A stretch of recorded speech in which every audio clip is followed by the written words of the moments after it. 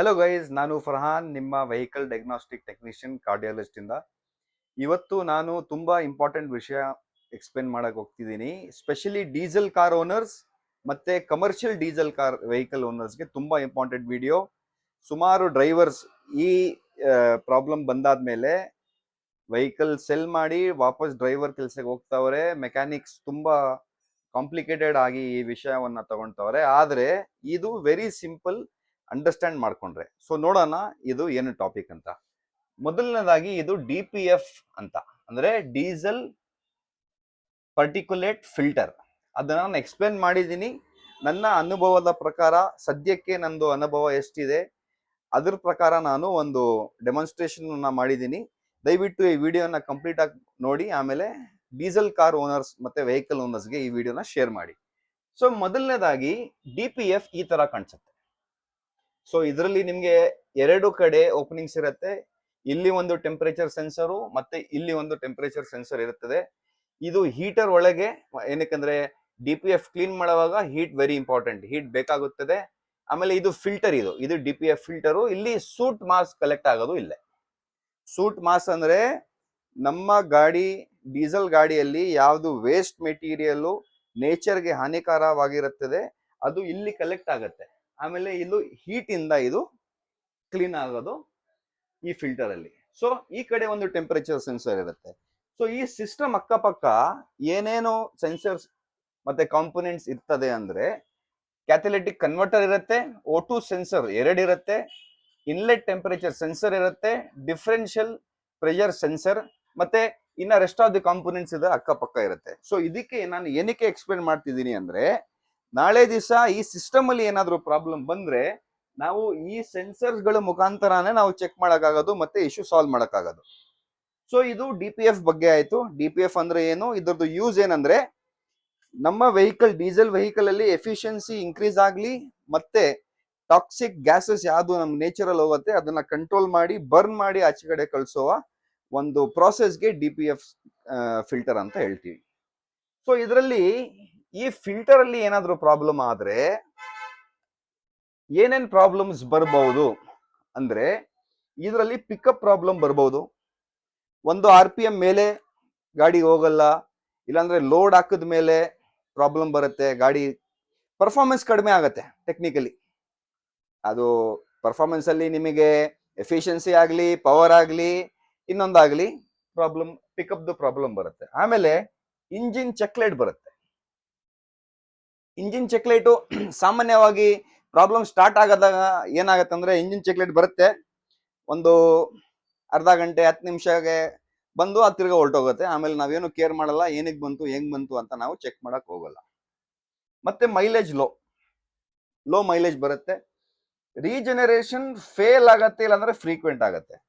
So ಒಂದು ಮಾತು ಅರ್ಥ ಮಾಡ್ಕೊಳ್ಳಿ, DPF ರೀಜನರೇಷನ್ 2 ಟೈಪ್ಸ್ ಇದೆ. ಒಂದು ಪ್ಯಾಸಿವ್ ಅಂದ್ರೆ ನಾವು ಗಾಡಿ ಓಡಿಸ್ತಿರುವಾಗ ಒಂದು ಟೆಂಪರೇಚರ್ ಮೇಲೆ ಗಾಡಿ ರೀಚ್ ಆದ್ರೆ ಆಟೋಮೆಟಿಕ್ಲಿ ಗಾಡಿ DPF ಕ್ಲೀನ್ ಮಾಡ್ತಾ ಹೋಗುತ್ತೆ, ಸೂಟ್ ಮಾಸ್ ಬರ್ನ್ ಆಗ್ತಾ ಇರುತ್ತೆ. ಒಂದು. Second, active generation. Active regeneration ಅಲ್ಲಿ every 300 to 400 kilometre every vehicle ನಿಲ್ಸಿದಾಗ ಅದೇ ಟೆಂಪರೇಚರ್ ರೇಸ್ ಆಗತ್ತೆ, ಗಾಡಿ ರೇಸ್ ಆಗಿ ಎಲ್ಲ ಸೂಟ್ ಮಾಸ್ ಬರ್ನ್ ಆಗೋ ತನಕ ಅದು ಹಂಗೇ ರನ್ನಿಂಗ್ ಅಲ್ಲಿ ಇರುತ್ತೆ, ನಾವ್ ಏನು ಮಾಡಕ್ಕಾಗಲ್ಲ. ಸೊ ಅದನ್ನ ಆಕ್ಟಿವ್ ರೀಜನರೇಷನ್ ಅಂತೀವಿ. ಗಾಡಿ ಓಡಿಸ್ತಿರುವಾಗ ಹೈವೇ ಅಲ್ಲಿ ಒಂದು ಸ್ಪೀಡ್ ಕಂಟಿನ್ಯೂಸ್ ಆಗಿ ಹೋದಾಗ ಆಟೋಮೆಟಿಕ್ ಆಗಿ ಅದೇ ಕ್ಲೀನ್ ಆಗತ್ತೆ, ಅದಕ್ಕೆ ಪ್ಯಾಸಿವ್ ರೀಜನರೇಷನ್ ಅಂತ ಕರಿತೀವಿ. ಸೊ ಇದ್ರಲ್ಲಿ ಪ್ರಾಬ್ಲಮ್ ಇದ್ರೆ ರೀಜನರೇಷನ್ ಫೇಲ್ ಆಗತ್ತೆ, ಇಲ್ಲಾಂದ್ರೆ ಫ್ರೀಕ್ವೆಂಟ್ ಆಗತ್ತೆ. ರಫ್ ಐಡ್ಲಿಂಗ್ ನಿಂತ್ಕೊಳ್ಳಲ್ಲ, ಒಂದ್ಸತಿ ರೇಸ್ ಆಗತ್ತೆ, ಒಂದ್ಸತಿ ಕಮ್ಮಿ ಆಗತ್ತೆ, ಕಂಟಿನ್ಯೂ ಹಂಗೆ ಇರುತ್ತೆ. ಆಮೇಲೆ ಸ್ಮೋಕ್ ತುಂಬಾ ದೊಡ್ಡ ಪ್ರಾಬ್ಲಮ್ ಇದೆ. ವೈಟ್ ಸ್ಮೋಕ್, ಬ್ಲಾಕ್ ಸ್ಮೋಕ್ ಇದ್ರಲ್ಲಿ ಜಾಸ್ತಿ ಬರುತ್ತೆ, ವೈಟ್ ಬರಲ್ಲ. ಬ್ಲಾಕ್ ಸ್ಮೋಕ್ ಪ್ರಾಬ್ಲಮ್ ಇದ್ರಲ್ಲಿ ಜಾಸ್ತಿ ಬರುತ್ತೆ. ಸೊ ಅಕ್ಕಪಕ್ಕ ಇರೋ ಗಾಡಿಗಳೆಲ್ಲ ಬೈತಿರ್ತಾರೆ ಸ್ಮೋಕ್ ಜಾಸ್ತಿ ಬರ್ತಿದೆ ಅಂತ. ಆಮೇಲೆ DPF ವಾರ್ನಿಂಗ್ ಲೈಟ್ ಬರುತ್ತೆ ನೋಡಿ. ವಾರ್ನಿಂಗ್ ಲೈಟ್ ಈ ತರ ಕಾಣಿಸುತ್ತೆ, ಅಷ್ಟು ಚೆನ್ನಾಗಿ ಮಾಡಿಲ್ಲ, ಆದ್ರೆ ನಿಮಗೆ ಗೊತ್ತು, ಗಾಡಿ ಓನರ್ಸ್ಗೆ DPF ವಾರ್ನಿಂಗ್ ಲೈಟ್ ಈ ತರ ಬರುತ್ತೆ.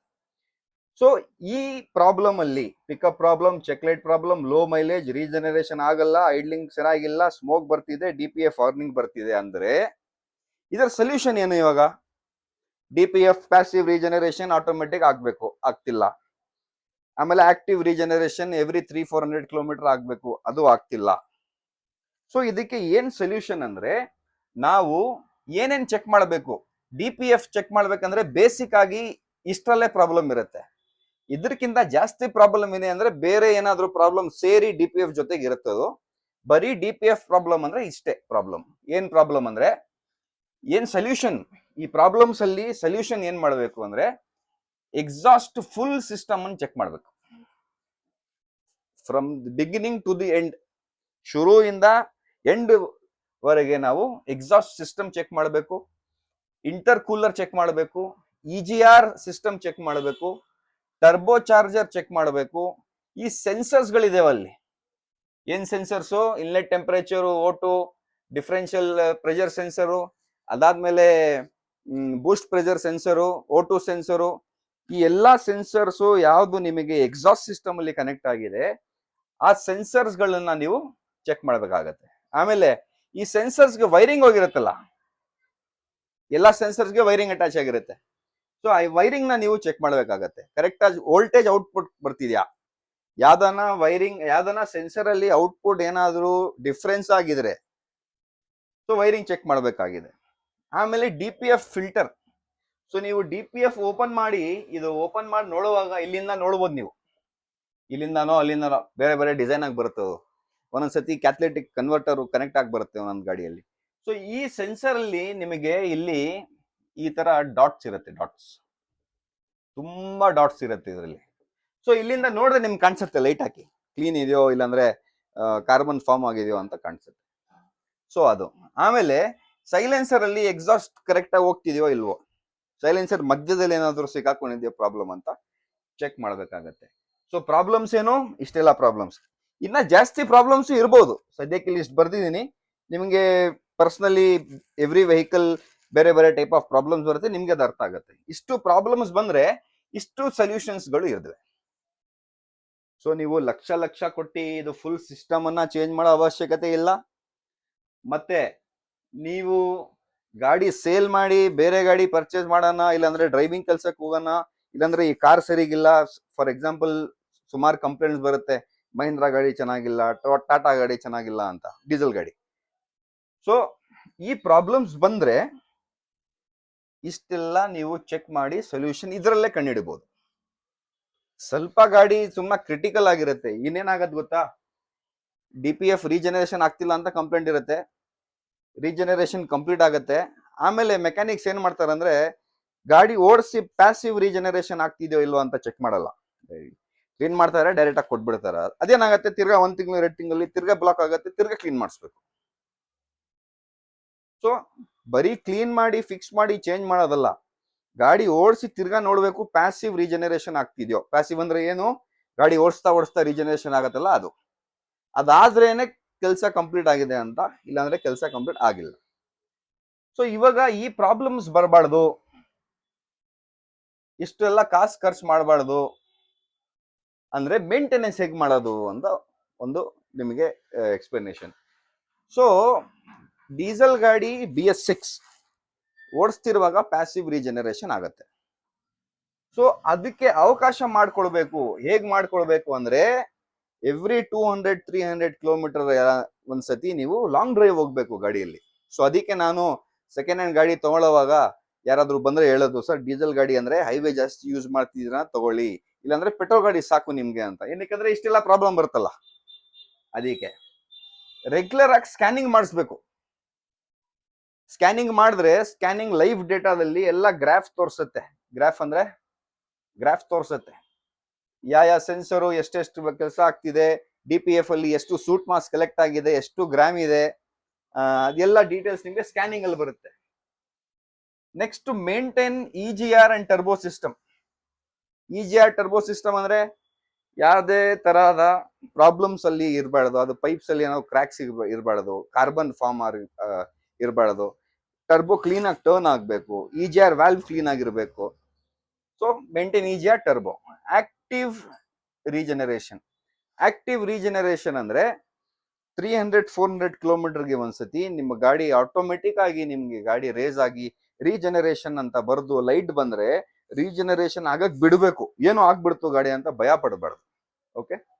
ಆಮೇಲೆ routine maintenance of fuel, air and temperature sensor. Fuel temperature, air temperature, ಆಮೇಲೆ ಟೆಂಪರೇಚರ್ ಸೆನ್ಸರ್ ಮೇಂಟೆನೆನ್ಸ್ ಮಾಡಬೇಕು. ಹೆಂಗೆ ಮೇಂಟೆನೆನ್ಸ್ ಮಾಡಬೇಕು? ಒಟ್ಟು ಸೆನ್ಸರು 1,000-2,000 ಕಿಲೋಮೀಟರ್ಗೆ ಓಪನ್ ಮಾಡಬೇಕು, ಕ್ಲೀನ್ ಮಾಡಬೇಕು, ಆಗ್ಬೇಕು. ಓಕೆ. ಈ ತರ ಮೇಂಟೆನೆನ್ಸ್ ಎಲ್ಲಾ ಸೆನ್ಸರ್ ಮಾಡ್ಬೋದು, ಬರೀ ಒಂದೇ ಅಂತ ಅಲ್ಲ. ಯಾವಾಗ ನೀವು ಇಂಜಿನ್ ಆಯಿಲ್, ಫಿಲ್ಟರು ಅದೆಲ್ಲ ಚೇಂಜ್ ಮಾಡಕ್ಕೆ ಜನರಲ್ ಸರ್ವಿಸ್ ಹೋಗ್ತಿರೋ ಅವಾಗ ಸೆನ್ಸರ್ ಮೇಂಟೆನೆನ್ಸ್ ಮಾಡಿಸ್ಬೇಕು, ವೆರಿ ಇಂಪಾರ್ಟೆಂಟ್.